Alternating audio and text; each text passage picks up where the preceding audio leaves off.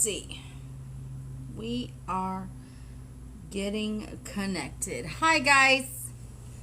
I'm back. It's your favorite Project 2025 reader. Woohoo! I was almost on time today. It was only late by like 30 seconds. So that's pretty good, huh? I'm going to see if I can make that a little bit big. Is that better? I think that's better. I think that's better for all. Yeah, that's better. So, yeah, today we're channeling the Red Queen. That's what I like today. So, if you're just joining us here, we are reading through the entire Project 2025 manual. We're going to read 8 to 10 pages every single day, more if we can, all the way into the election. If you're just joining us, make sure you like, comment, follow, share, whatever you want to do, subscribe. If you miss it here, there is a link right here on my TikTok where I will upload this same video later on. So what I'm going to do is we're going to read through it, and after we get all the way through it, no matter how long it takes us, then we can have discussions. I am keeping tabs, I am keeping highlighters, just so that we can keep it all together, and if we have questions, we can go back. I should always give a caveat. These opinions, this commentary is my own. These are the facts. This is what's written, but my commentary and my take on it is my opinion. I just want everybody to be informed because knowledge is power.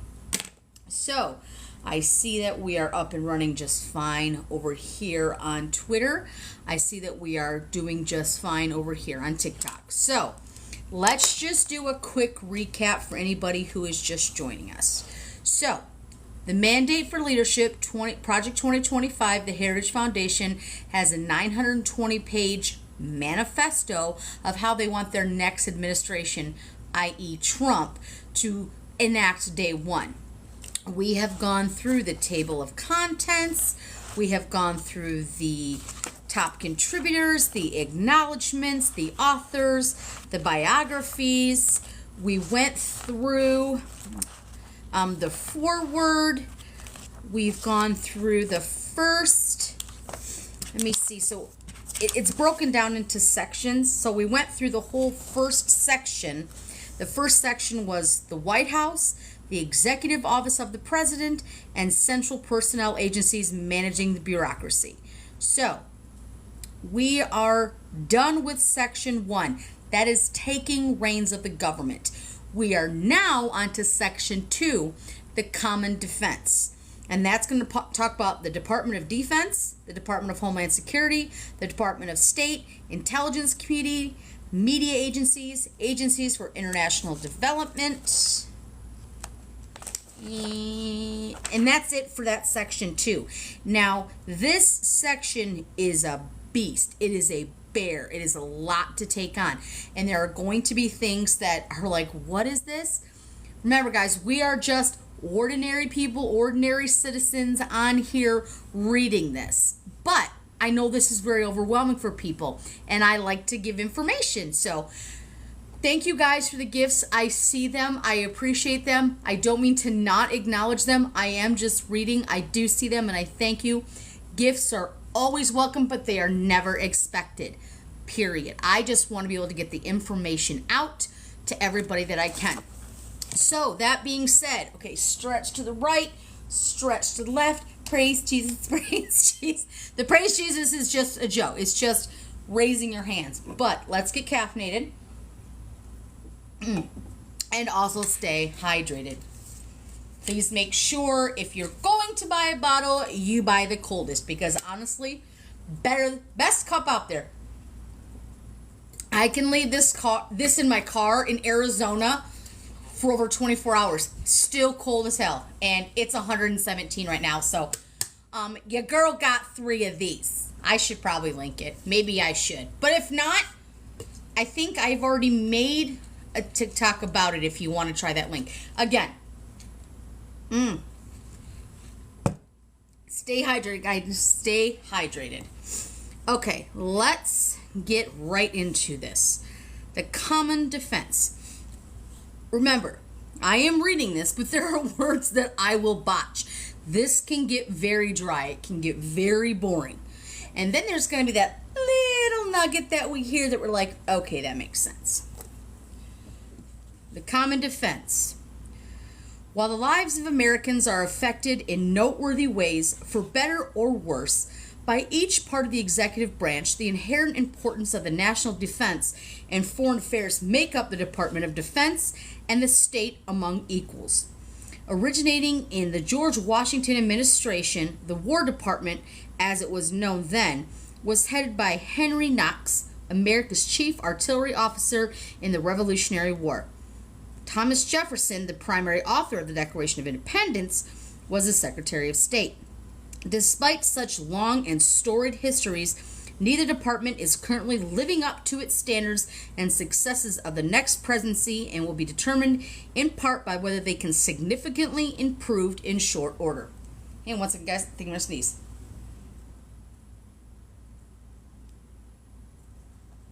Nope. Oh.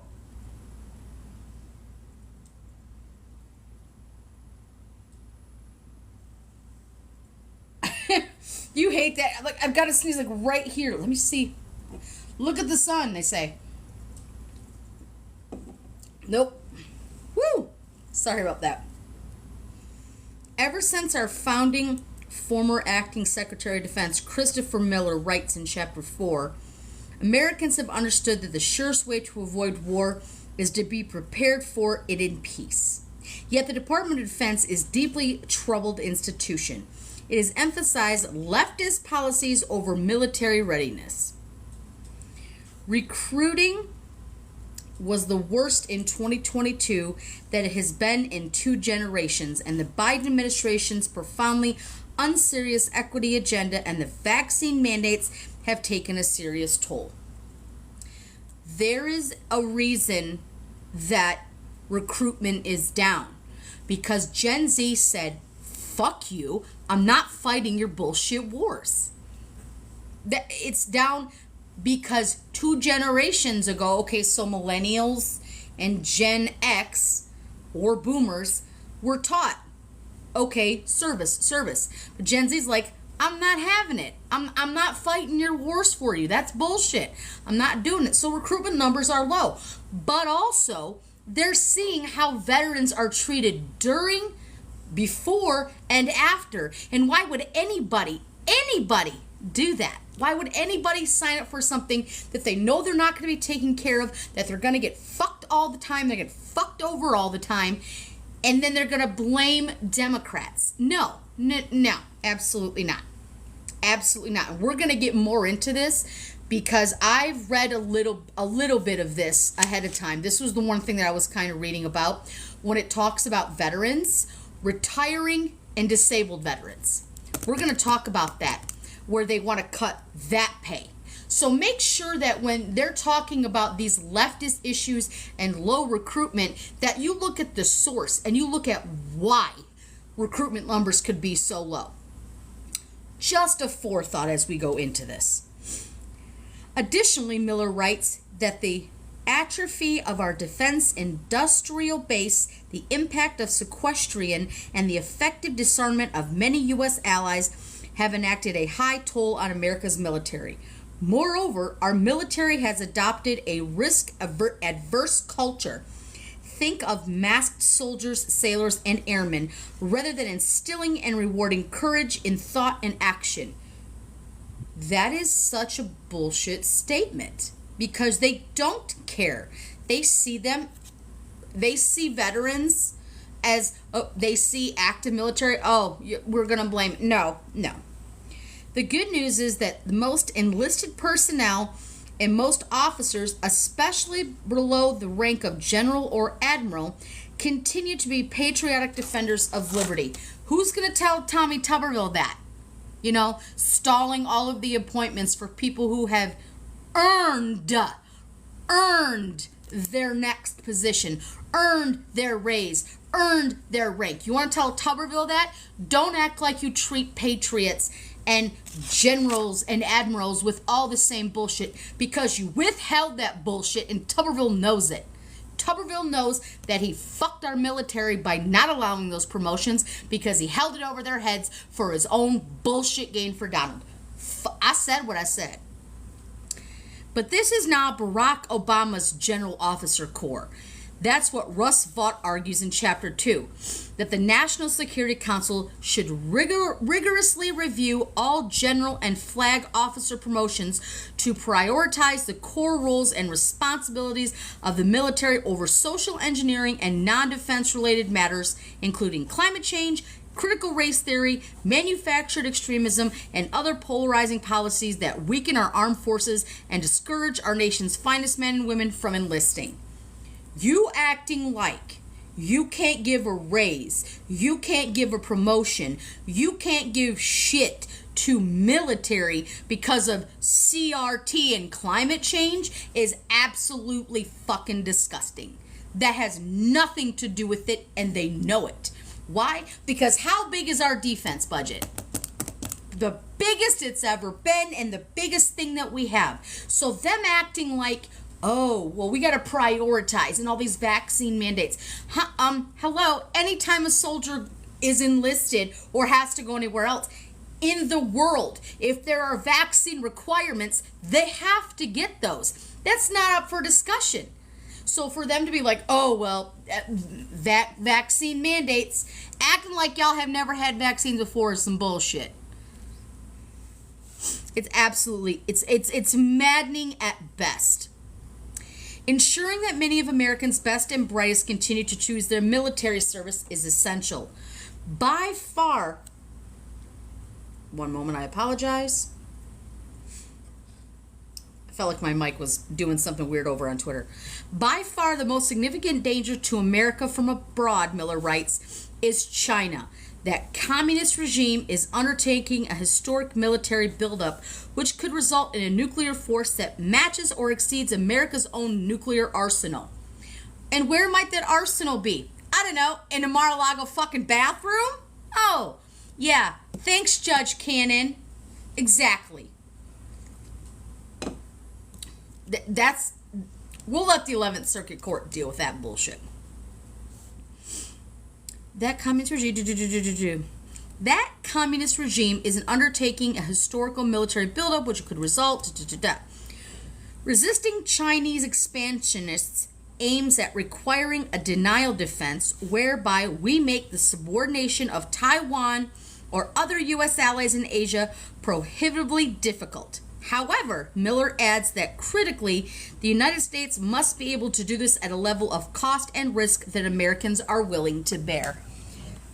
You all spend so much money on defense, but it's not for defense. It's just the budget. And everybody keeps saying that. Gotta strip entitlements. Gotta do this to have a bigger defense budget. And then you turn around and you fuck all of your military. So, our military, not yours, our military.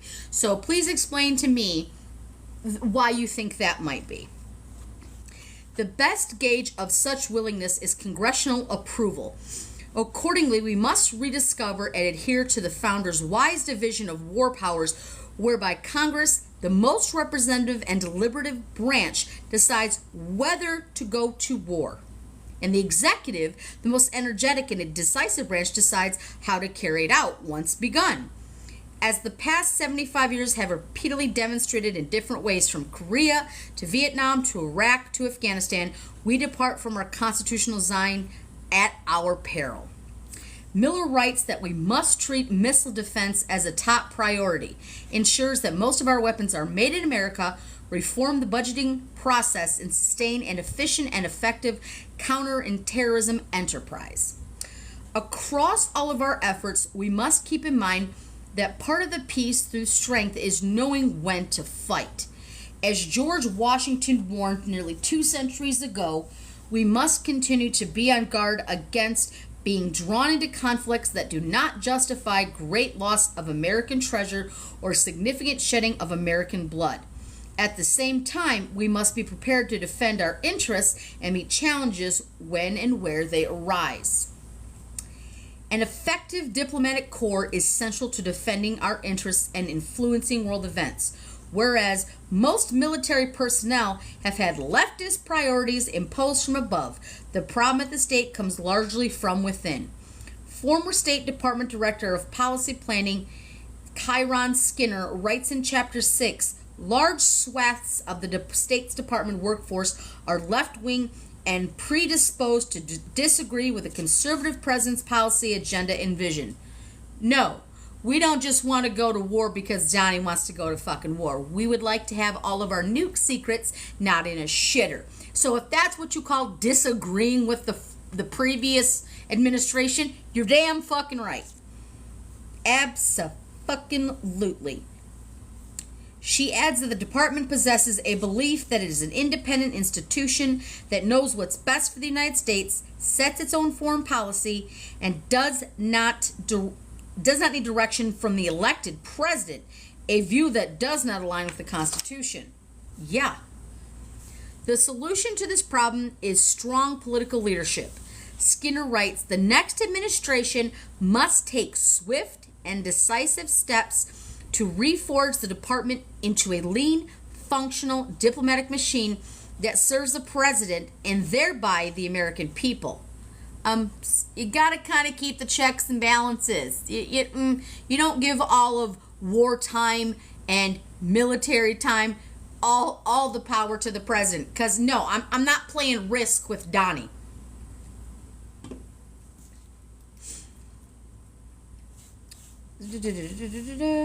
Because the Senate has been extraordinarily lax in fulfilling its constitutional obligation to confirm presidential appointees, she recommends putting appointees into acting roles until such a time as the Senate confirms them. No, you want it confirmed, you go through the Senate. That is what checks and balances are. You don't just put people in there because you think they need to be there. There is a reason that protocol is there. Period. Skinner writes that the state should also stop skirting the Constitution's treaty-making requirements and stop enforcing agreements as treaties. It should encourage more trade with allies, particularly with Great Britain, and less with adversaries. And it should implement a sovereign Mexico policy, as our neighbor has functionally lost its sovereignty to muscular criminal cartels that effectively run the country. In Africa, Skinner writes, the U.S. should focus on core security, economic, and human rights, rather than impose radical abortion and pro-LGBT initiatives. Again, they're going to keep linking LGBTQIA plus communities and abortion to military. They're trying to act like that's woke, like that's something that doesn't happen. I'm sorry. No. If you are in the military, that whole don't ask, don't tell was bullshit. If you are a gay man, if you are a lesbian in the military, yeah, and you're serving our country. And this whole no abortion shit is fucking ridiculous. Because let me tell you what happens if a female personnel becomes pregnant and doesn't want to be pregnant or didn't want to be pregnant in the first case because an SA occurred somewhere along the line, it takes her out of active duty. So if she wants an abortion, she should be able to have an abortion, and the military should have no say in that from this standpoint. Divisive symbols such as rainbow flags. Y'all are hard-pressed about a rainbow fucking flag. And Black Lives Matter flags have no place next to stars and stripes at our embassies. When it comes to China, Skinner writes that a policy complete where we must be, but also cooperate where we can, has demonstrably failed. The People's Republic of China, the PRC, aggressive behavior, she writes, can only be curbed through external pressures. Efforts to protect or excuse China must stop. She observes many were quick to dismiss even the possibility that COVID escaped from the Chinese research laboratory. You act like the whole world didn't go through fucking COVID. We were the worst to respond. We were the last to respond. We didn't take it seriously because of the fucker that wore a maxi pad on his ear yesterday. This is what happens. Did it come from there? Potentially, possibly, yes. There will always be an origin. But to act like the whole rest of the world wasn't even in on this, hello? Stats? Stats matter. Did you see how like countries would shut down? Nope. Shut down. Nope. We're like, just put some bleach in your body and some light and some horse paste. Because, you know, Trump is absolutely some kind of medical director. It's absolute. I don't understand why you act like this didn't affect everyone. The possibility that COVID escaped from the Chinese research laboratory. Meanwhile, Skinner writes, global leaders, including President Joe Biden, have tried to normalize or even laud Chinese behavior. She adds, in some cases, these voices, like global corporate giants, BlackRock and Disney, or the National Basketball Association, the NBA, directly benefit from doing business with Beijing. Former Vice President of the U.S. Agency for Global Media, Maura Namdar, I hope I'm saying that right, writes in Chapter 8 that we need to have people working for the USAGM who actually believe in America, rather than allowing the agencies to function as anti-American, taxpayer-funded entities that parrot our adversaries' propaganda and talking points. Projection 2025. Project 2025 means projection 2025. Former acting Deputy Secretary of Homeland Security Ken Cuccinelli, says in Chapter 5, the Department of Homeland Security, the DHS, a creation of the George W. Bush era, should be closed as an added needless additional bureaucracy and expense without corresponding benefit. They want to shut down Homeland Security. Think about what that would mean. Think about how you want to shut down DHS due to budgetary constraints? Oh, that sounds like something that doesn't sound a little sus. He recommends that it can be replaced with a new standalone border and immigration agency at the cabinet level, and that the remaining parts of DHS be distributed among other departments. So, fuck around and find out, Ari. Why they didn't pass border reform is they're trying to lump DHS into one area, like right here. Like, oh no, we're not. It'll just be like border immigration.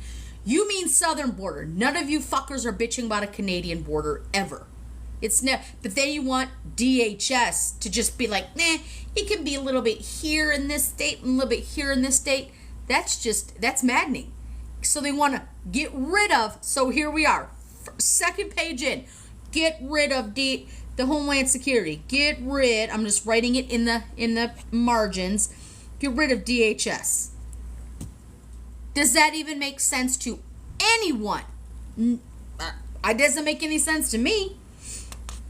Former Chief of Staff and Director for National Intelligence Dustin Carmack writes in Chapter 7 that the U.S. intelligence community is too inclined to look in the rearview mirror, engage in a groupthink, and employ overly cautious approach aimed at personal approval rather than offering the most accurate, unvarnished intelligence for the benefit of the country.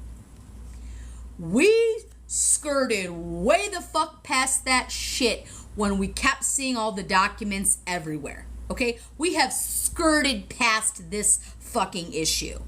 You know, you think that those were just news clippings? You don't think that was intelligence? Oh, okay. And in Chapter 9, former acting Deputy Administrator of the U.S. Agency for International Development, Max Primorak, asserts that the United States Agency for the International Development, the USAID, must be reformed, writing, the Biden administration has deformed the agency by treating it as a global platform to pursue overseas a divisive political and cultural agenda that promotes abortion, climate extremism, gender radicalism, and intervenes against perceived systematic racism. They are tying, again, right here, abortion, climate extremism, gender radicalism, and interventions against systemic racism to why we need to stop funding certain things in the military, but put them over to other places in the military. That has no bearing on how a military runs. I don't know if you know that, but like when you're stationed somewhere, I'm pretty sure that they're not there just because of abortions. And they're not DEI hires because of systemic racism when they're stationed. They're trying to say the same thing over and over again. So now we're seeing the abortion, the LGBTQ, climate change. They're lumping them all together in every single sector that we read through, every single one. If the recommendations in the following chapters are adopted, what Skinner says about the State Department could be true for other federal government, national security, and foreign policy apparatus. The next conservative president has the opportunity to restructure the making and execution of the U.S. defense and foreign policy and reset the nation's role in the world. The recommendations outlined in this section provide guidance how the next president should use federal government's vast resources to do just that. Yes, if you have vast resources, the people that you take care of are the first are the veterans, are the people who are currently serving, are the people who have served. Those who have become disabled because they served. Those who have served long enough to retire. Their families, their home, their medical. In this country, there should not be one, not fucking one homeless veteran. I don't give a damn about what you say. If there is a person on the street and they are a veteran, you should be fucking ashamed of yourself. You should be absolutely doing everything that you can to make sure every veteran has every benefit they are ever entitled to. And for you to act like that this is just like, okay, we're going to put some money over here. Take care of your veterans first and worry about your defense budget later, okay? This should be the defense budget. Taking care of people who protect our country willingly, aptly, apart from their families, are gone for months and years at a time. Defend our country, get hurt, get killed, come home with flags draped over fucking coffins. That should make you angry. And then those who come back, God willing, they've seen some shit. And then they have PTSD. You wonder why the suicide rates for veterans are so high? Because they're not taken care of and they're not listened to accordingly. And because of this, you want to cut more? You want to cut more. So you, as a greedy ass government with the next conservative president, can have more. And that's absolute bullshit and you know it. Okay. Okay, let's reset. Let's not get so upset. Let's reset and take a drink. Let's just take a drink. Okay. The Department of Defense. The Constitution requires the federal government to provide for the common defense. It assigns to Congress the authority to raise and support armies and to provide and maintain a navy, and specifies that the president is commander-in-chief of America's armed forces. Ever since our founding fathers, Americans have understood that the surest way to avoid war is to be prepared for peace. 1 second. I always forget to do this and I apologize. There we go. I'm going to plug in my own damn phone. Whew. Americans understood that the surest way to avoid war is to be prepared in peace. But when deterrence fails, we must fight and win. The DoD, the Department of Defense, is the largest part of our federal government. It has almost 3 million people serving in uniform or a civilian capacity throughout the world and consumes approximately $850 billion annually. More than 50% of our government's discretionary spending. You mean to tell me, with a budget of $850 million, you cannot take care of 3 million service members? Make that make sense. Make me understand that. Because if 50% of our fiscal annual budget goes to our military, why are our military not reaping those benefits? I'm sorry, if you're military, you shouldn't have to pay for health insurance. You shouldn't have to pay for housing. You shouldn't have to pay for health insurance for your kids, for school. It should be free. These are things that should be included. For $850 billion with a B dollars to take care of 3 million people, I mean, it just seems like maybe that's where we should spend our money first. And then worry about bullshit wars. And then worry about take care of the people who are defending us first and then sort the rest out. But you do it from the top down. You do it from bureaucracy. And then veterans are this little tiny teeny portion down here. And you see it all the time. The DoD is also a deeply troubled institution. Historically, the military has been one of America's most trusted institutions. But years of sustained misuse, a two-tiered culture of accountability that shields senior officers and officials while exposing junior officers and soldiers in the field, wasteful spending, wildly shifting security policies, exceedingly poor discipline and program execution, and most recently, the Biden's administration profoundly unserious equity agenda and vaccine mandates have taken a serious toll. The vaccine mandate he is referring to is COVID. We have members stationed all over the world. Everybody was given the vaccine. They've had other vaccines.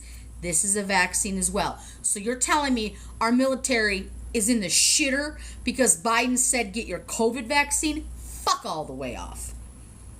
In our disastrous withdrawal from Afghanistan, our impossibly muddled China strategy, the growing involvement of senior military officers in political arena, and deep confusion about the purpose of our military are clear signals of a disturbing decay and markers of a dangerous decline in our nation's capabilities and will. Additionally, more than 100,000 Americans die annually, in large measure because of illicit narcotic flows, more than 4 times as many people in 1 year as we see lost in our 20-year war against Al-Qaeda. We are also witnessing a transformation in the character of war. The democratization of technology and the collapse of time and space require dramatic and thoughtful changes in how we defend, deter, and fight.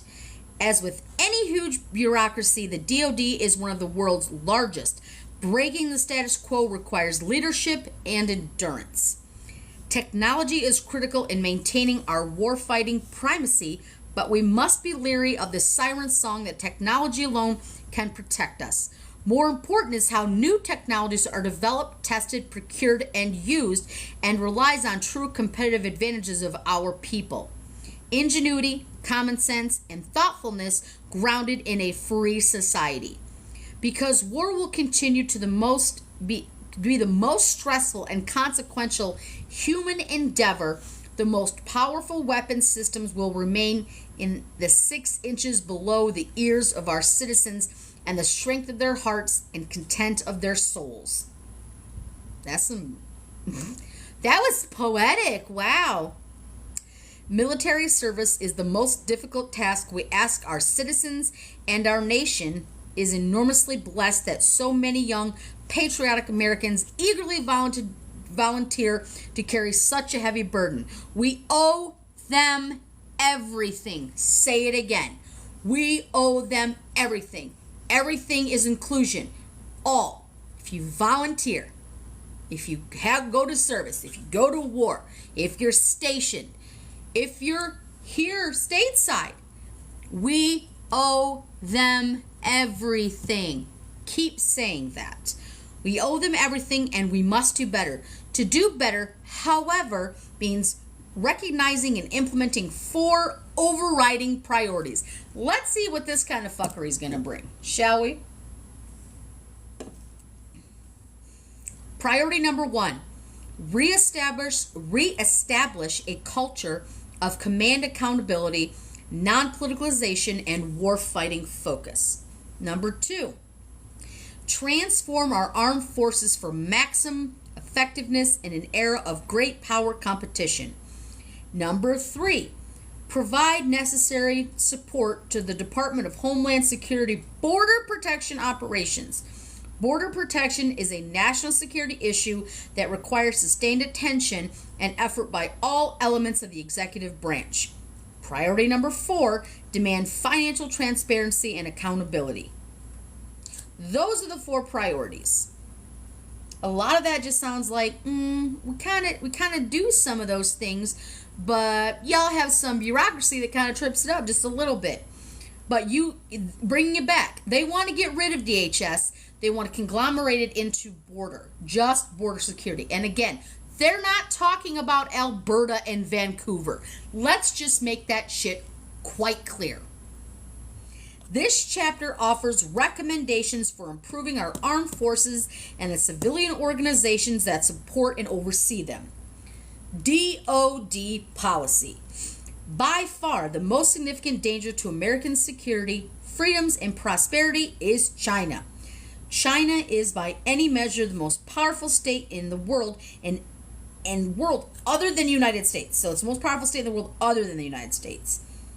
It apparently aspires to dominate Asia and then, from that position, become globally preeminent. If Beijing could achieve this goal, it could dramatically undermine America's core interests, including restricting U.S. access to the world's most important market. Preventing this from happening must be the top priority for American foreign and defense policy. Beijing presents a challenge to American interests across the domains of national power, but the military threat that it poses is especially acute and significant. China is undertaking a historic military buildup that includes increasing capability for power projection, not only in its own region, but also far beyond a dramatic expansion of its nuclear forces that could result in a nuclear force that matches or exceeds America's own nuclear arsenal. And we want to give the nuke codes to Donnie? No, thank you.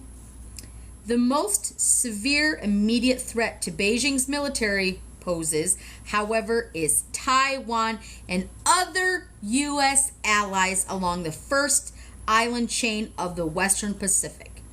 If China could subordinate Taiwan or its allies like the Philippines, South Korea, and Japan, it could break apart any balancing coalition that is designed to prevent Beijing's I don't even know this word, hegemony, Hegemony over Asia. Homogeny, right? Like anyway. According to the United States, must ensure that China does not succeed. This requires a denial defense. The ability to make the subordination of Taiwan or other U.S. allies in Asia prohibitively difficult. Critically, the United States must be able to do this at a level of cost and risk that Americans are willing to bear, and given the relative importance of Taiwan and China and the U.S. The United States and its allies also face real threats from Russia, as evidenced by Vladimir Putin's brutal war in Ukraine, as well from Iran, North Korea, and transnational terrorism at a time when decades of ill-advised military operations in the greater Middle East, the atrophy of our defense industrial base, the impact of sequestration, and effective disarmament by many U.S. allies have enacted its high toll on American military. I have said this every day since I started reading this. Punctuation matters. Fucking make a comma, make a period, because you just that's why people don't read it, because their eyes get all googly gobbly like, what the actual hell?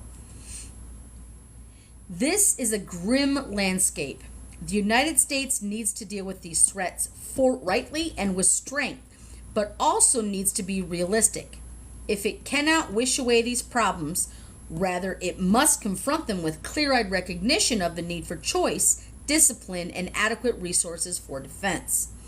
In this light, UN's defense strategy must identify China unequivocally as a top priority for the U.S. defense planning while modernizing and expanding the U.S. nuclear arsenal and sustaining an efficient and effective counterterrorism enterprise. U.S. allies also must step up, with some of them joining the United States taking on China and Asia, while others take more lead in dealing with the threats from Russia and Europe, Iran, the Middle East, and North Korea. The reality is that achieving these goals require more spending on defense, both by the United States and by its allies, as well as active support for reindustrialization and more support for allies' productive capabilities so that we can scale our free world efforts together. Needed reforms. Prioritize a denial defense against China. U.S. defense planning should focus on China, and in particular the effective denial defense of Taiwan. The focus of the priority for the U.S. defense activities will deny China the first island chain. Number 1, require that all U.S. defense efforts, from force planning to employment and posture, focus on ensuring the ability of American forces to prevail in the pacing scenario and deny China a fait accompli against Taiwan. Number 2, prioritize the U.S. conventional force planning construct to defeat a Chinese invasion of Taiwan before allocating resources to other missions, such as a simultaneously fighting another conflict. Increase Allied convention defense burden sharing. U.S. allies must take a far greater responsibility for their conventional defense. U.S. allies must play their part not only in dealing with China, but also in dealing with threats from Russia, Iran, and North Korea. Number 1, make burden sharing a central part of the U.S. defense strategy, with the United States not just helping allies to step up, but strongly encouraging them to do so. Number 2, support greater spending and collaboration by Taiwan and allies in the Asia-Pacific like Japan and Australia to create collective defense model. Number 3, transform NATO so that U.S. allies are capable of fielding great majority of the conventional forces required to deter Russia while relying on the United States forces primarily for our nuclear deterrent, and select other capabilities while reducing the U.S. force posture in Europe. Number 4, sustain support for Israel even as America empowers Gulf partners to take responsibility for their own coastal, air, and missile defense, both individually and working collectively. Number 5, enable South Korea to take the lead in its conventional defense against North Korea. Implement nuclear modernization and expansion. The United States manifestly needs to modernize, adapt, and expand its nuclear arsenal. Russia maintains and is actively brandishing a very large nuclear arsenal, but China is also undertaking a historic nuclear breakout. Number 1, expand and modernize the U.S. nuclear force so that it has the size, sophistication, and tailoring to deter Russia and China simultaneously. Number 2, develop a nuclear arsenal with the size, sophistication, and tailoring, including new capabilities at the theater level to ensure that there is no circumstance in which America is exposed to serious nuclear coercion. Increase Allied counterterrorism burden sharing. Transnational terrorism remains a threat to Americans even as we pivot toward Asia. Number 1, sustain the military forces needed to deter, prevent, and combat terrorism, but at a sustainable cost in concert with other elements of national power and partner efforts. Number 2, prioritize enhancing the capabilities of allies and partners to take the lead in combating terrorism in their regions. Ooh, quick day drink. 1 second. Just my kiddo's school. No worries. DoD acquisition and sustainment, A&S. The DoD's ability to acquire and field new and existing technologies is essential to the ability of Americans' military personnel to fight and win our nation's wars. To succeed in this endeavor, we must optimize the systems personnel that the department uses, but the inflexible bureaucratic structure and risk-averse cultures that have developed over the decades make it difficult to provide tools that warfighters need at the speed of relevance. The number one problem is the DoD budgeting process instituted in 1961 that requires acquisition spending be locked in years in advance. Because technologies change so rapidly and requirements can change overnight, this creates situations in which military personnel not only go to war with outdated technology, but also may be fighting with equipment that is less than capable of their other competitors. America owes its military many things, and the most important resource they need to survive on the battlefield and carry out tasks that we ask of them. Burp, burp, burp. Sorry, 1 second.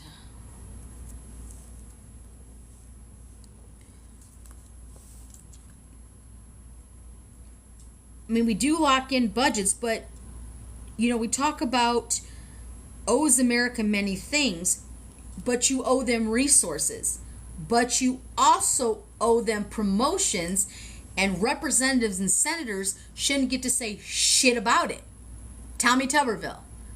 Yes, you owe them personnel, and you owe them the right equipment, but you have $850 billion.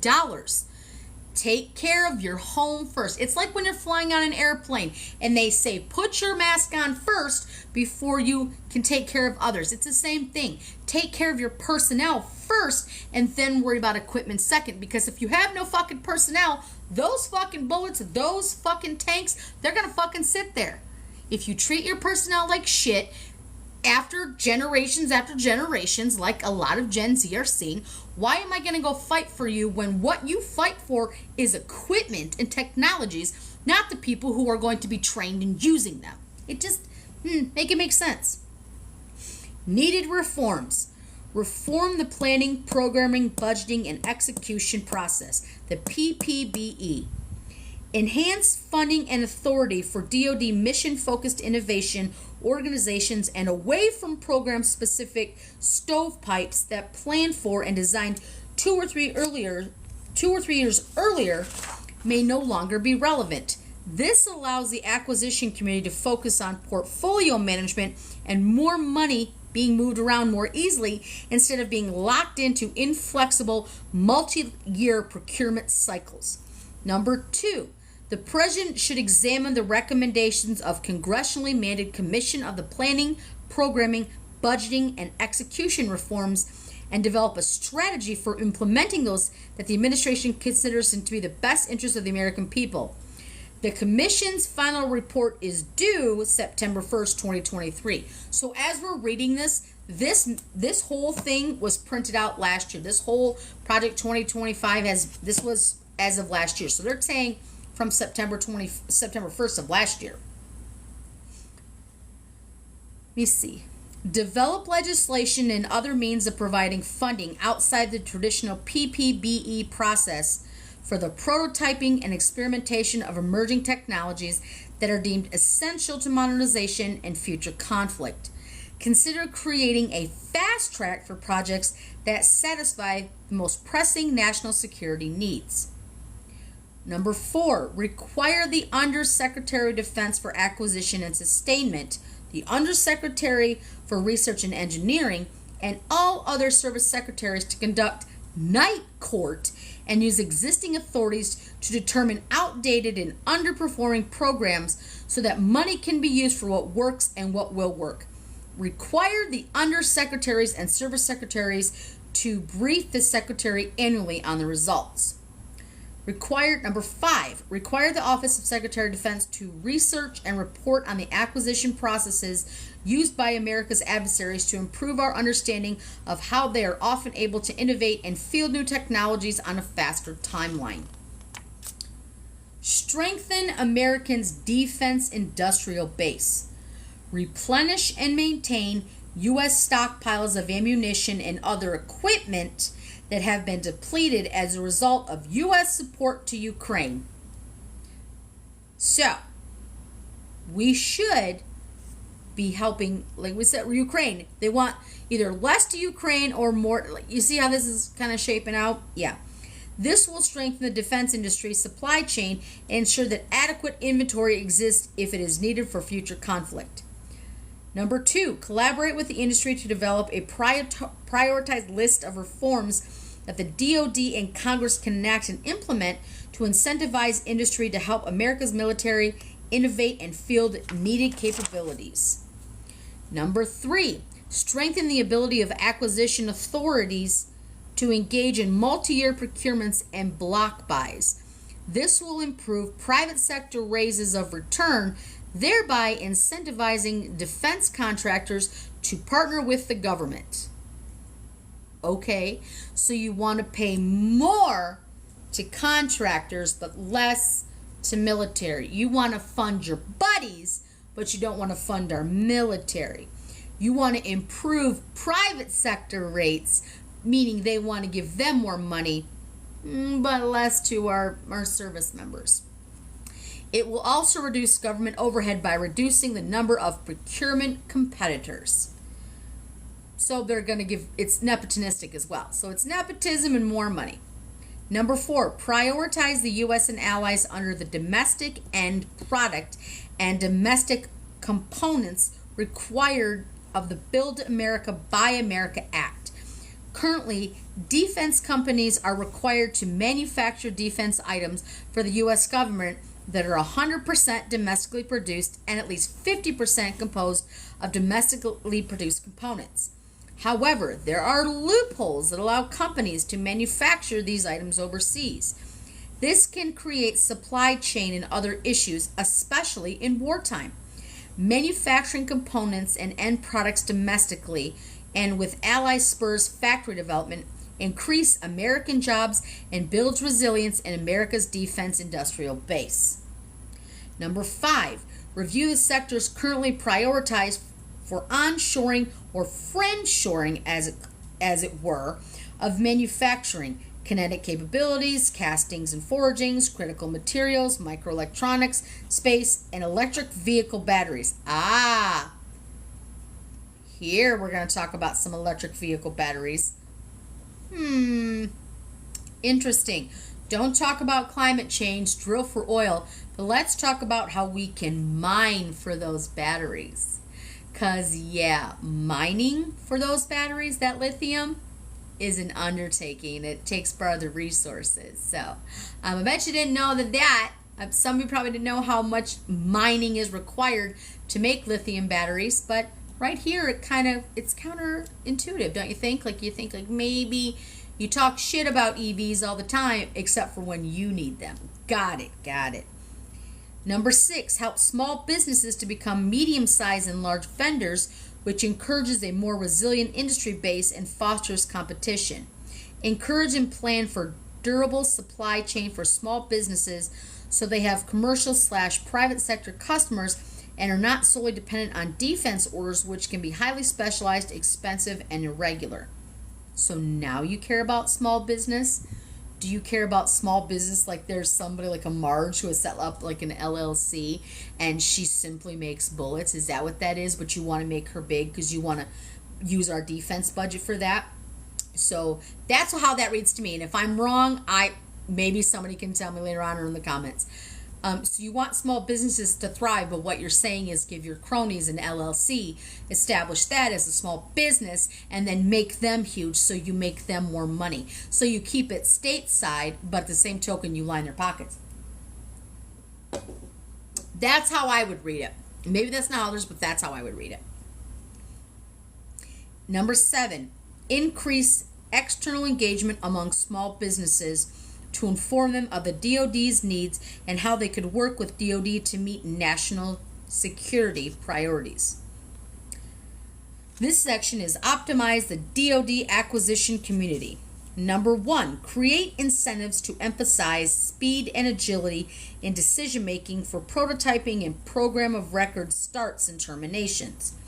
Most bureaucrats would rather follow a checklist and fail than go outside the procedures and win, because failure means negative. And it means for negative career repercussions. Senior acquisition leaders should design a system that allows decision makers to stay within the law but bypasses unnecessary departmental regulations that are not in the best interest of the government and hamper the acquisition of capabilities that warfighters require. You want to bypass shit. You want to cheapen it out already. Number 2, the Undersecretary of Defense for Acquisition Sustainment, Undersecretary of Research and Engineering, and all service secretaries should assess their acquisition workforces, determine what additional personnel, resources, and training they need, and develop implementation plans. Woo.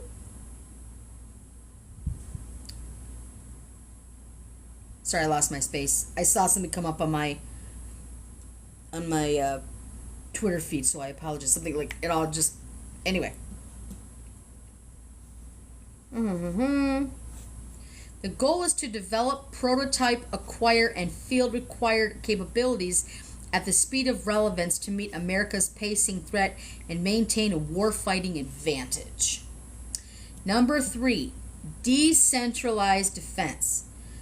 The Decentralized Defense Acquisition University DAU offerings and expand the DAU mission to include accreditation of non-DoD institutions. The critical shortage of trained and certified acquisition personnel must be addressed with urgency in order to support DoD missions and objectives and goals. With the rapid evolution of training and no educational technologies, including remote and virtual practices, there is no reason for a DAU to maintain a monopoly on the knowledge and certification that are required to perform acquisition professionals. Further, the cost to private contractors and non-DoD civilians who aspire to such a role limits the supply of trained and certified candidates. The DAU has become an unnecessary barrier to entry in a career field that is vital to the DoD mission. So they want to decentralize the Defense Acquisition University. Again, some of these words, I'm like, what does that even mean? But that sounds decentralized. The DAU. That sounds like something that sounds a little fuckery. DoD Research, Development, Test, and Evaluation, RDT&E as it's called. The FY 2017 National Defense Authorization Act enabled the position of Undersecretary of Defense for Research and Engineering and assigned broad responsibility for all defense research and engineering, technology development, technology transition, prototyping, experimentation, and developmental testing activities and programs, including the allocation of resources for defense research and engineering and unifying defense research and engineering efforts across the department, to the new undersecretary, who also tasked with serving the principal advisor of the secretary on all research engineering and technology development activities and all programs in the department. That was one fucking sentence. Okay, so we're talking 1, 2, 3, 4, 5, 6, 7, 8, 9 lines. Y'all couldn't make a pause. So your brain's like, what in the hell? This led to the single largest DoD structural change since the Goldwater-Nichols Act of 1986 and was organized effectively during President Donald Trump's administration. Here are the needed reforms. Champion, engage, and focus the American innovation ecosystem. To maintain leadership in the era of great power competition and succeed against our adversaries, a key DoD effort must be a creation mechanism and processes to embrace America's most significant competitive advantages. Innovation.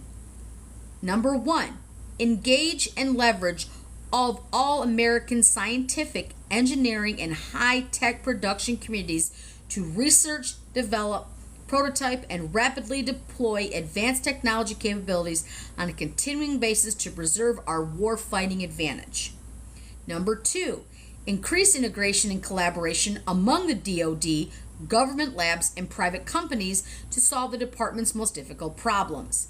Number 3, reduce the number of critical technology areas from 14 to a more manageable number to concentrate effort and resources on that bear directly on great power competition. Number 4, rebuild the RDT&E infrastructure that resides in Cold War era facilities and is not well suited to the current era of rapid development and testing of advanced technology and concepts to the maturity level necessary for acquisition of operational fielding. Number 5, move toward a much more comprehensive, independent risk reduction approach and to increase understanding of the technological risk by drawing on the expertise of the DoD laboratories and agencies to help acquisition programs succeed. Okay, improve the rapid deployment of technology to the battlefield. America's military advantage has derived from the professionalism of our service members and ability to manifest our technological advantages in battlefield capability.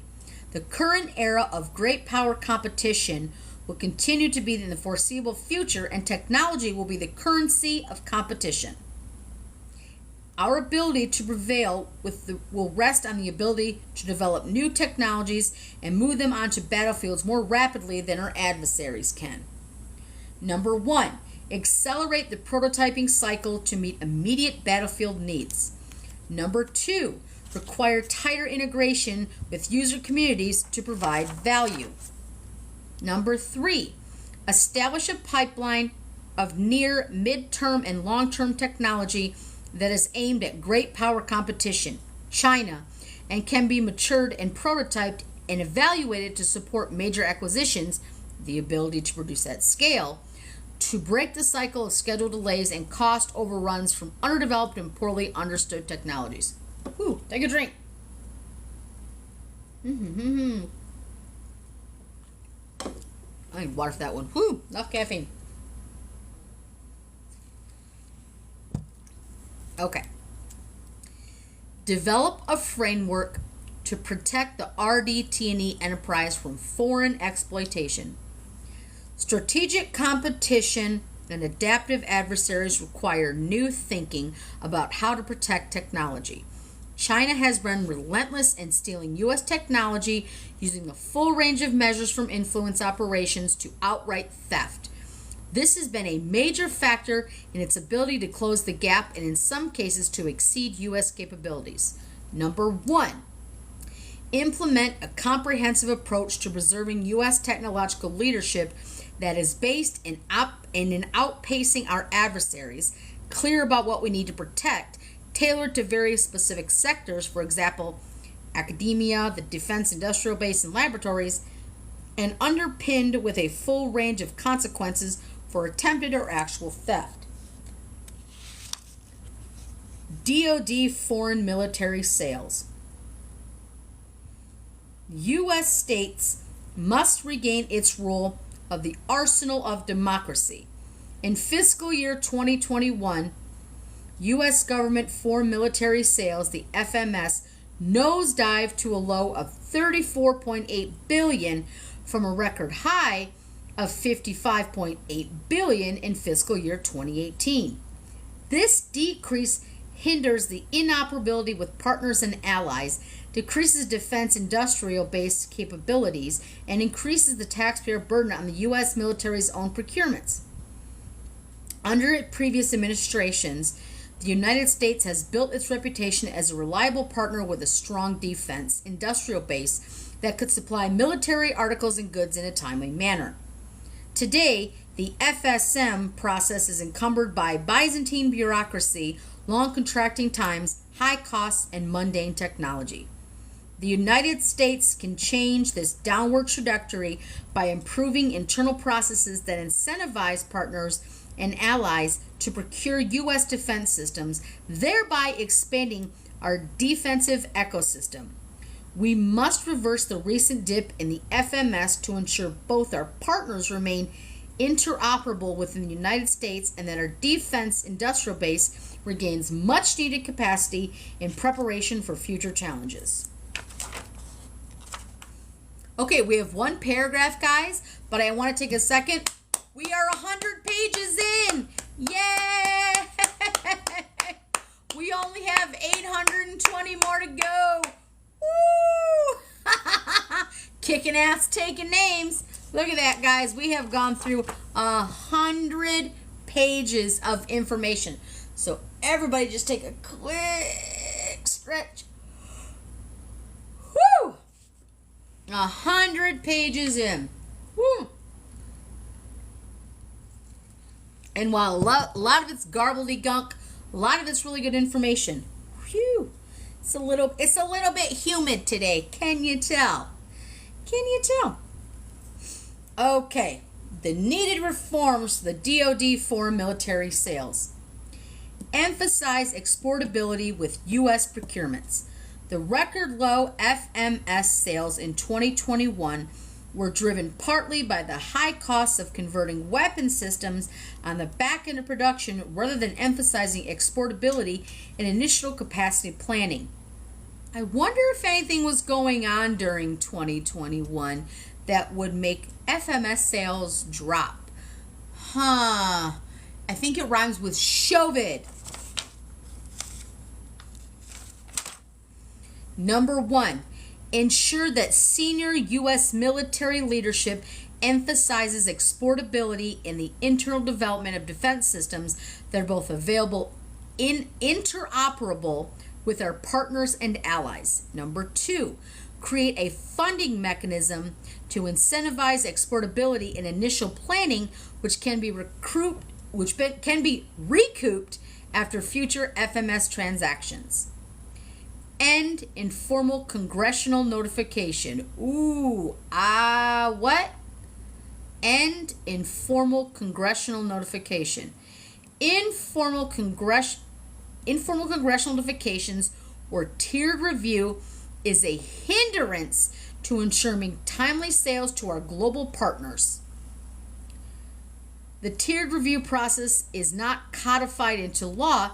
It is merely a practice by which the Department of State provides a preview of prospective arm transfers before Congress is formally notified. This sounds pretty important. Maybe it's me. Number 1, end the tiered review process to eliminate at least 20 days from the FMS process. I don't give a damn how long it takes. Ending informal congressional notification that doesn't seem to set quite right. Number 2, use the tiered review process only when unanimous congressional support is guaranteed in order to eliminate weaponization by members of Congress that prevented billions of dollars in arms sales from moving onto formal congressional notifications. So they want to bypass shit. They want bipartisan, but they want to bypass shit if they can't guarantee it. No. I'm a hard no on that one. That's a no for me. I would like to make sure that we continue with the notifications to make sure. No.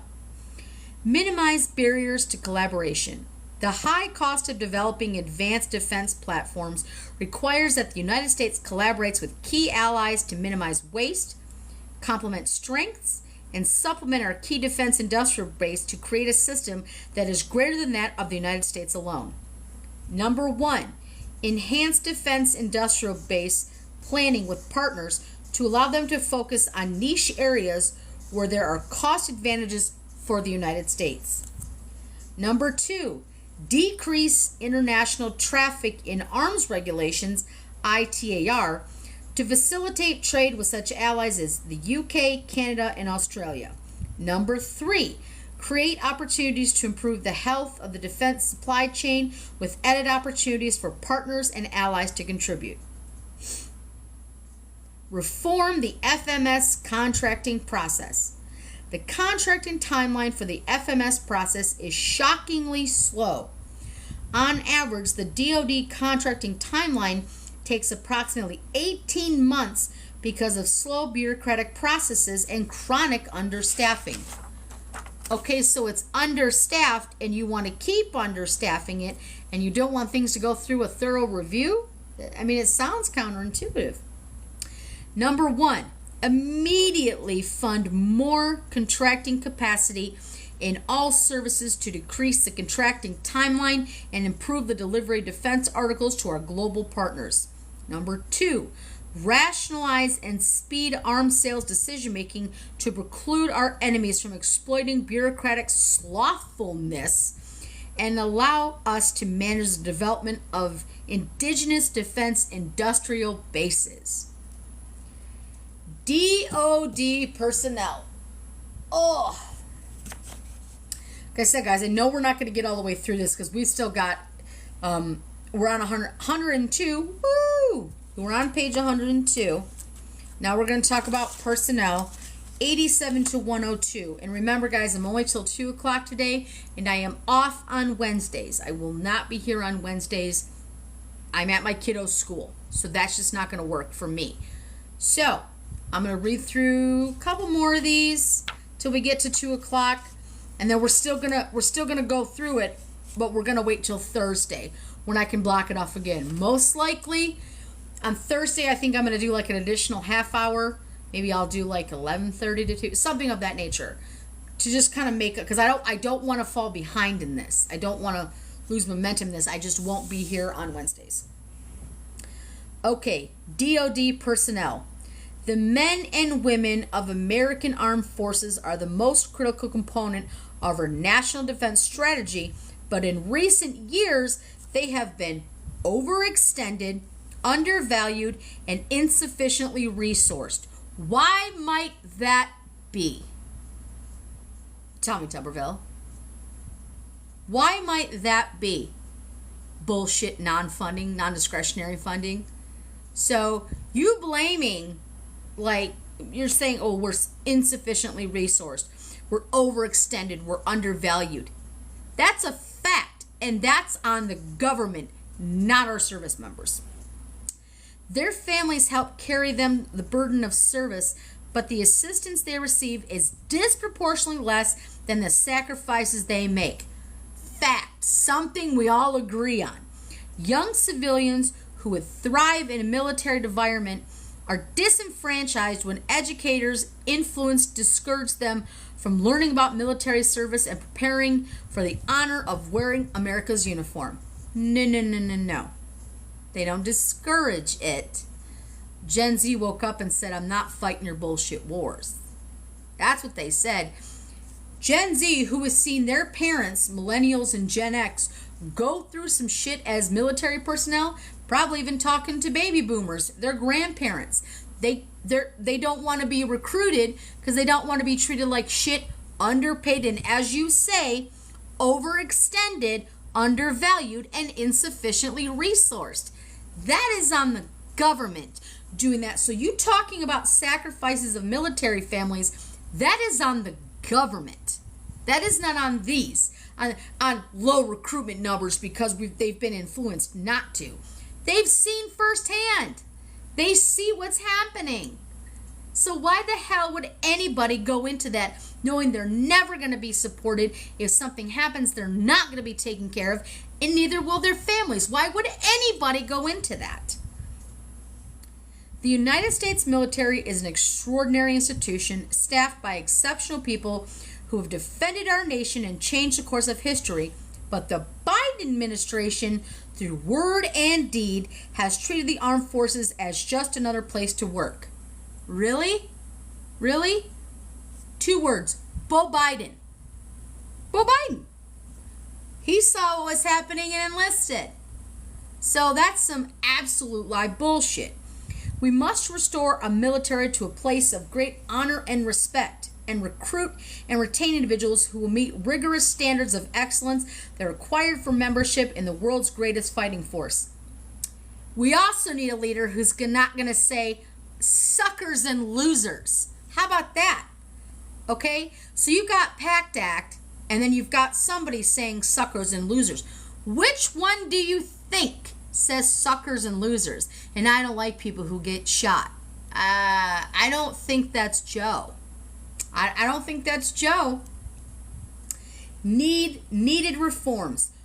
Rescue, recruiting, and retention right here. Recruiting was the worst in 2022 that it has been in 2 generations, and expected to be even worse in 2023. Remember, this manual is a year. This full manual right here has been out for over a year. Some of the problems are self-inflicted and ongoing. The recruiting problem is not a self-service specific, it affects the entire joint force. Number 1, appoint a special assistant to the president who will maintain a liaison with Congress, DOD, and all interested parties on the issue of recruiting and retention. Recruiting and retention. When you need to retain people, you need to make it okay for people, livable for people. You have to incentivize. That's the whole fucking point of retention. So you can recruit, but if you can't maintain through retention, because you call people bullshit names like suckers and losers, it might be a problem.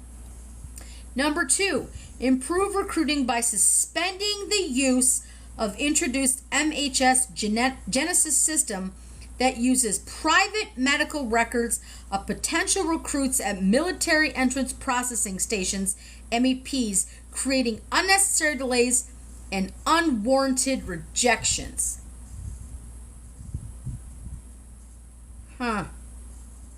So, improve recruiting by suspending the use of recently introduced MHS Genesis systems that use private medical records of potential recruits at the military entrance processing stations, creating unnecessary delays and unwarranted rejections.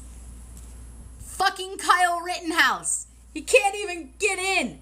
There should be a standard.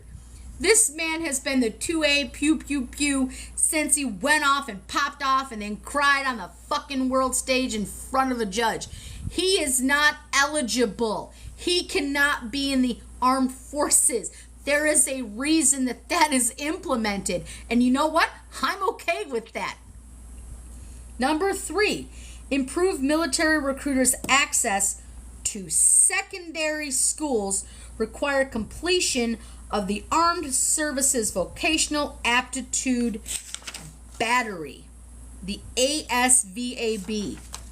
Improve military recruiters' access to secondary schools. The military entrance exam by all students in schools that receive federal funding. So they want to push. You want federal funding? Oh, okay. Well, we're gonna have secondary access to you to make sure that we can push for an agenda. And if you want your federal funding, you're gonna let us be there? Oh, that's not intimidating at all. Encourage members of Congress to provide time to military recruiters during each town hall session of their congressional districts. Why? Why would you need that? So you can propagandize something that you won't take care of? You can sell the lie on the recruit but not on the retention? Got it. Number 5, increase the number of junior ROTC programs in secondary schools. Restore standards of lethality and excellence. Entrance criteria for military service and specific occupational career fields should be based on the need of those positions. Exceptions for individuals who are already predisposed to require medical treatment, for example, HIV positive or suffering from gender dysphoria. You just linked HIV to gender dysphoria. So you're talking about a medical condition.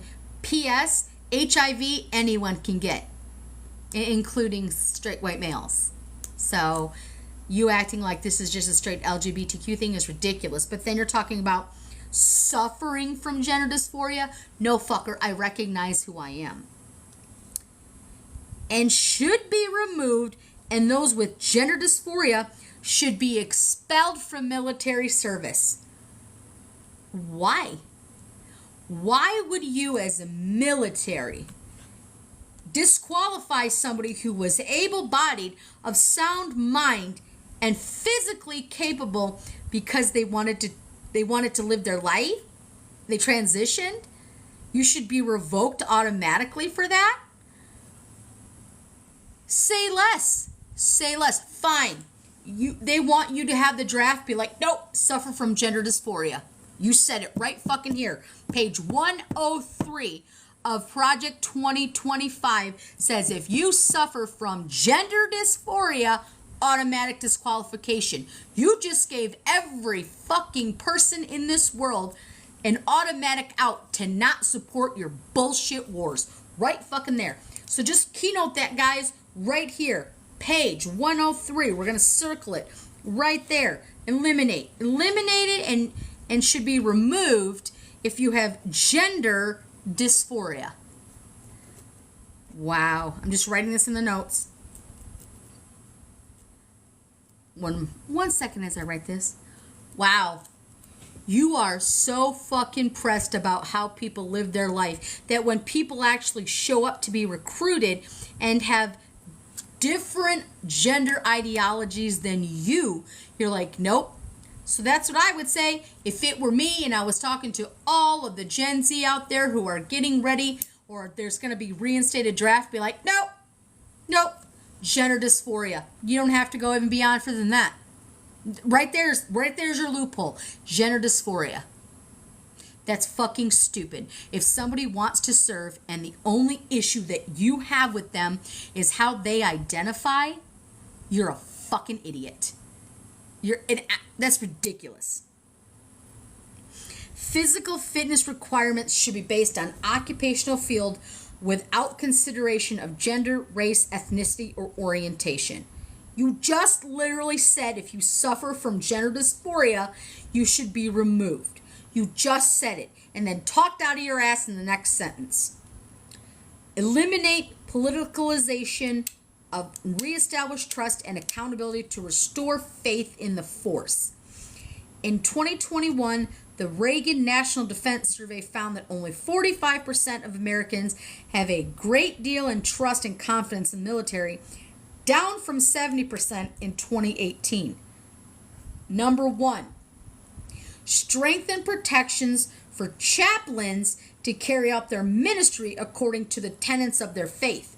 Make sure you make that for every faith. You are talking about Christian faith. You are talking about white nationalism, Christian faith. You're not talking about Muslim. You're not talking about Buddhist. You're not talking about agnostic and atheist. You're not talking about scientists.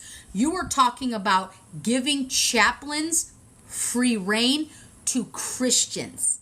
That is so fucking ridiculous. If you're going to provide it, for one, provide it for the spectrum.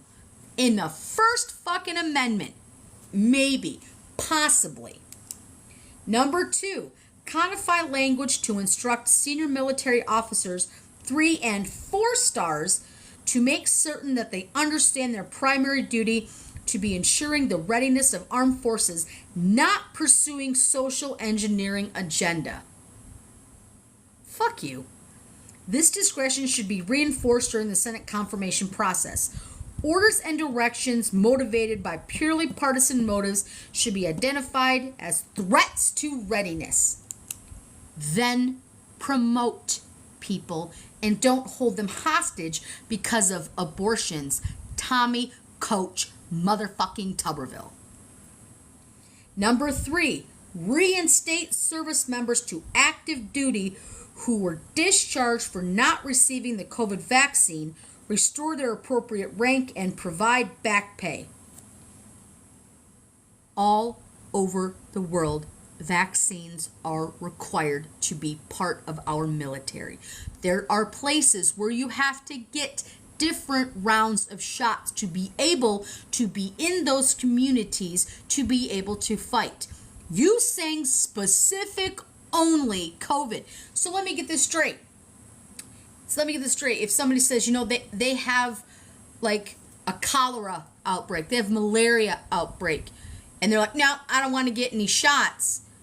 That's okay, but because you don't want to get a COVID shot, you should be ordered back pay? Vaccines are part of this. And service members have known this the entire time. But somehow the COVID one is the problem? COVID affected the entire world.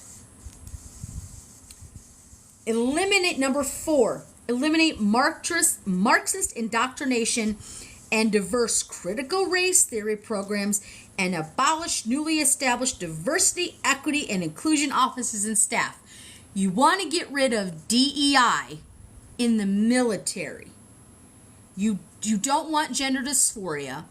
You want people who refused COVID and vaccine mandates to then get back pay. You want to make sure there are chaplains available for every Christian who wants it, but not Muslims, Baha'i faith, Taoism. No, you don't want any of that. And now you want to get rid of what you call critical race theory and DEI. Do you mean history? Do you mean inclusion? Number 5, restrict the use of social media solely for purposes of recruitment and discipline any armed service personnel who use an official command channel to engage with civilian critics on social media. Sometimes that's how information gets out. It's how it gets out fast, and they don't want you to be a presence within that. So they don't want you to have social media. 6, audit the course offerings at military academies to remove Marxist indoctrination, eliminate tenure for academic professionals, and apply the same rule to instructors that apply to other DoD contracting personnel. What do they consider their own Marxist indoctrination? Critical race theory, abortion, gender. It all ties back to all of it. It is all about fucking control. They want you dumb. They want you poor. They want you pregnant. They want you to serve. They want you to be at their command. This is all about more control. When you're in the government, when you're in the military, there's already a level of control with service members. Now you want to decrease it even further by making sure what y'all consider Marxist, but some people consider education and just life. You want to prohibit it even more. You see how this keeps going down? I want a big fucking military budget, bigger than even my fat ass. But you want to take everything that a service member does, from recruitment and retention down to an almost unbearable situation where there will be, it's like you want your military to fail. It's like you want them to fail. Before they even start, before they're even recruited, you're sitting up and be like, hey, sorry, we don't talk about CTR. We're not about inclusion. We're not about LGBTQ. You can't have a social media preference. Yeah, nothing. Do you see where this is a little fuckery? Let's see. 7, reverse policies that allow transgender individuals to serve in the military. Number 7, page 104. They do not want transgender men and transgender women in the military. Why? What are you afraid of? Trust me, they don't want you. It'll never make sense to me. Why do you care if somebody transitions to their own genetic makeup? But now you want to reverse policies that allow transgender individuals to serve in the military.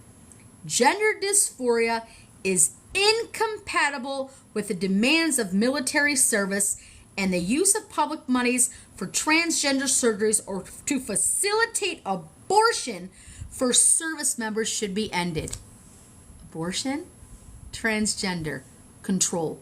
They want you controlled. They want you controlled. So let's just say, and it's happened, whether anybody admits it or not, there are female service members who are SA'd by their male service members, and they become pregnant. But you don't want to allow them an abortion to continue so they can serve our country? You don't want that? You don't want somebody who has transitioned into a male and lives full-time as a male and has the physique and the capability and the mental acuity to be in the military because they're trans? Do you even want a military? Keep them young, keep them dumb, keep them stupid, keep them controlled. It's about control. Value the military family. Military service requires extreme sacrifices by families. Yes, the fuck it does. Something we agree on. Number 1, support legislation to increase wages and family allowance for active duty enlisted personnel. No uniformed personnel should ever have to rely on social benefits like food stamps or public housing assistance. Ask yourself why they do then. Ask yourself why a military family would rely on public housing assistance and food stamps. Have you ever known a family who's had to move around 12 times? Because I have. You ever seen a family whose dad's been gone for 3 years? Because I have. They rely on that because they are in the military, and the military only gives them X amount. Military salaries for personnel, it isn't shit compared to what the budget is. Sorry, not sorry. Improve base housing and consider the military family holistically when considering change of station moves. Holistically? What the fuck are you even... Number 3, improve spouse employment opportunities and protections, including licensing reform and expand child care. Expand child care. Should say, give free child care from birth through high school if needed. That's what it should say. Audit all curricula and health policies in the DoD schools for military families. Remove all inappropriate materials and reverse inappropriate policies. So you want to keep kids in school, but you don't want them to learn about certain things because they're on base, right? Is that it? Support legislation giving education savings accounts options to military families. Whew, this one's going to be difficult. Reduce the number of generals. Rank creep is pervasive. The number of 0 to 6 and 0 to 9 officers is at an all-time high across the armed services, above World War II levels, and the actual battlefield experience of this officer corps is at an all-time low. The next president should limit the continued advancement of many of the existing cadre, many of whom have been advanced by prior administrations for reasons other than their war-fighting prowess. Do you believe the only thing that they're good for is just their wartime? What about when there's not wartime? What about when they're peacekeeping? What about all that? Because I don't know what every military service member does, but you're going to limit the number of people and rank and file if in war-fighting prowess is not. What about people who never see war but are stationed? So you're going to deny rank and capability based on that? Again, sounds a little controlly. The DoD intelligence. Our national defense establishment must evolve to meet the rapid, profound, and dynamic change in the global landscape, but absent significant effort to evaluate and retool in critical areas, including intelligence and security portfolios. America's competitive advantage against rivals and adversaries is at serious risk. However, for any structural changes to succeed, the crisis in our intelligence community, the IC, the Defense of Intelligence Enterprise, DIE leadership, must be addressed. The DIE accounts for the bulk of the intelligence community's personnel and a significant portion of its budget. Of the IC's 17 elements, 8 are within the DoD, 2 are independent, and 7 belong to various other departments and agencies. Overall, the DoD provides 86% of personnel who conduct intelligence activities, both military and civilian. The Defense Intelligence Enterprise must deliver accurate, unbiased, and timely insights consistently and with clarity, objectivity, and independence. If they continue their current path, however, both the DIE and intelligence community writ large will continue to provide inaccurate and politicized intelligence assessments that mislead policymakers. Needed reforms. Improve the intelligence process. Defense intelligence assets have been committed to the prosecution of operational campaigns since September 11, 2001.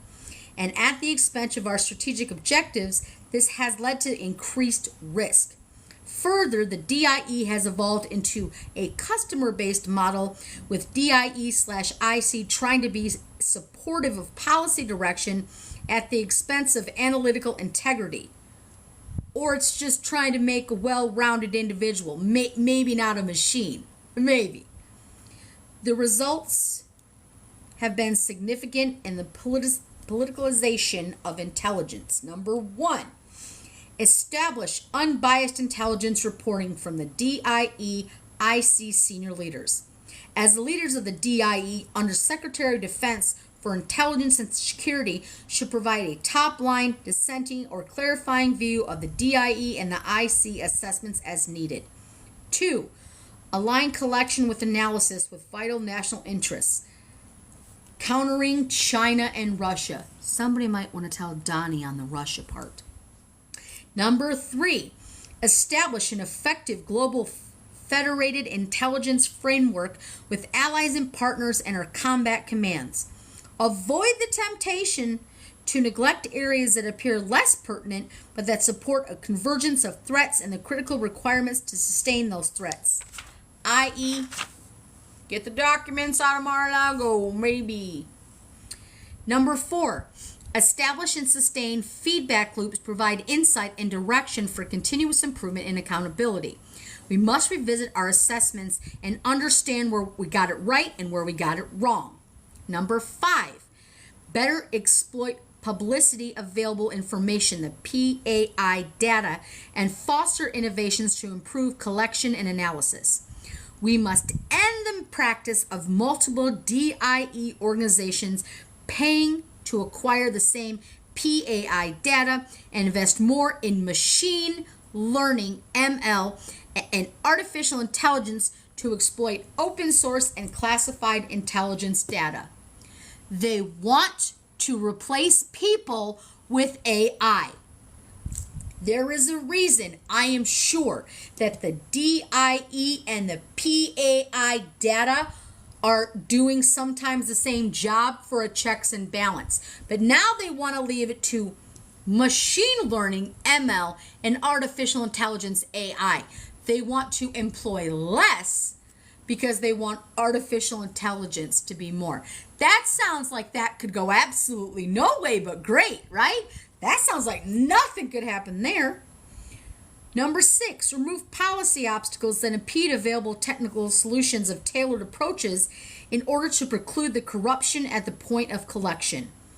Number 7, develop statistical discrimination techniques based on relative value to deal with the volumes and velocity of available data and information which are rapidly and exceeding our ability to exploit and analyze available data and information efficiently. So you don't want eyes on it, you want AI on it. You want to pay less money for shit that's already fucking up. Got it. Expand the integration of intelligence activities. The prevalence of an asymmetric warfare requires defense intelligence to leverage the unique authorities and capabilities of the U.S. Department agencies as well as our partners and allies.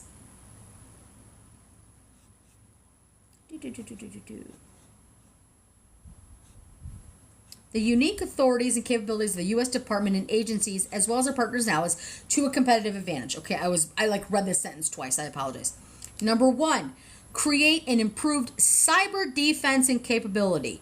We must reevaluate the dual hat structure between the National Security Agency, the NSA, and the U.S. Cyber Command, USC. It just says U.S. Cybercom. That's the whole acronym. Let me see. Number 2.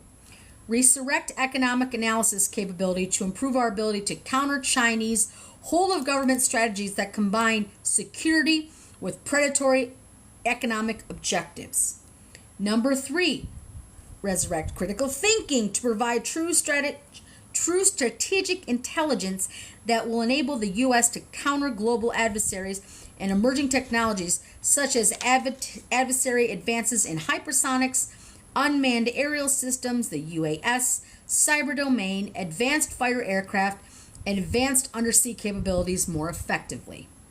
Number 4, rebuild human intelligence, HUMINT, and counterintelligence, CI, and improve their integration with defense and offensive cyber operations. Number 5, establish true alignment between DoD and DHS, both to improve the defense of critical U.S. infrastructure and national border integrity, and develop vital information that enables defense against targeted disruptions. So again, we're talking about getting rid of the DHS, combining that into the DoD, making it a border issue, but waiting on it until Donnie is placed back in or the next conservative. That's why they won't vote on border security, because this is what they want to do with it.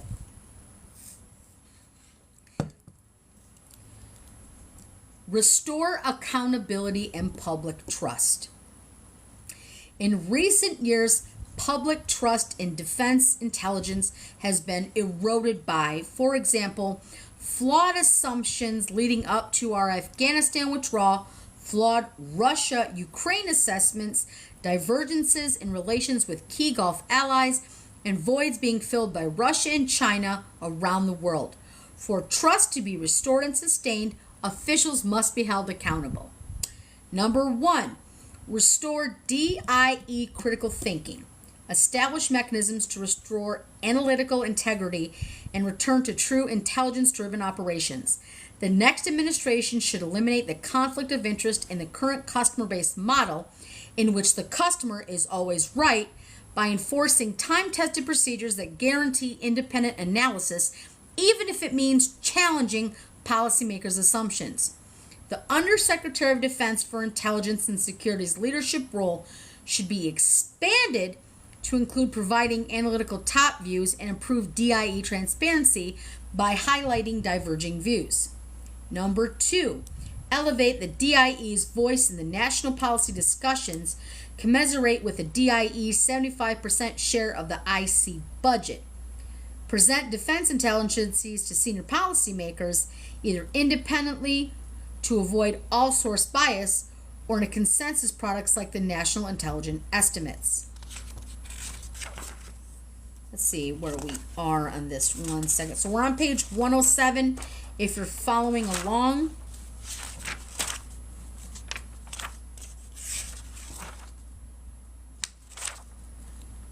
Yeah, I think after this page we're going to stop, guys, because what the rest of this talks about is the U.S. Army, the U.S. Navy,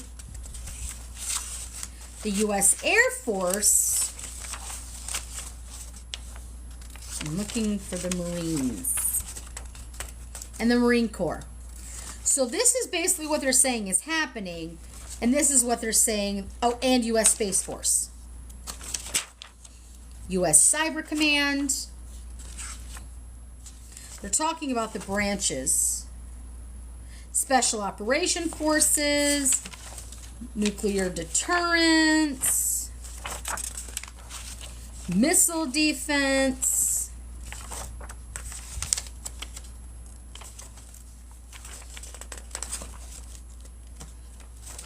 And that's going to be 108 through, it looks like 127. Because then after that will be on the Department of Homeland Security, which again, you want to get rid of. So I'm not quite certain. So let's read this last page. And then again, I will be off on Wednesday. I will upload this tonight. And then I'll be back again on Thursday, and I'll try to do more time then, so that we can get through all the branches of military government, all the branches of the military, and what they plan or what they're saying they need to do. So eliminate peripheral intelligence obligations that do not advance military readiness. In 2019, following the catastrophic 2015 data breach of the U.S. Office of Personnel Management, the OPM, and the Defense Counterintelligence and Security Agency, the DCSA, accepted transfer of the responsibility to conduct security clearance and suitability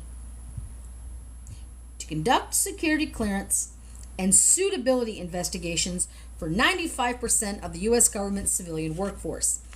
This decision, for which grew out of an intention to deconstruct the OPM, was wrong-headed on many levels and made the federal bureaucracy dependent on a new overlay of DoD bureaucracy and a sense of instilling DoD control of civilian managers. This function should be returned to the OPM except for military security clearance investigations.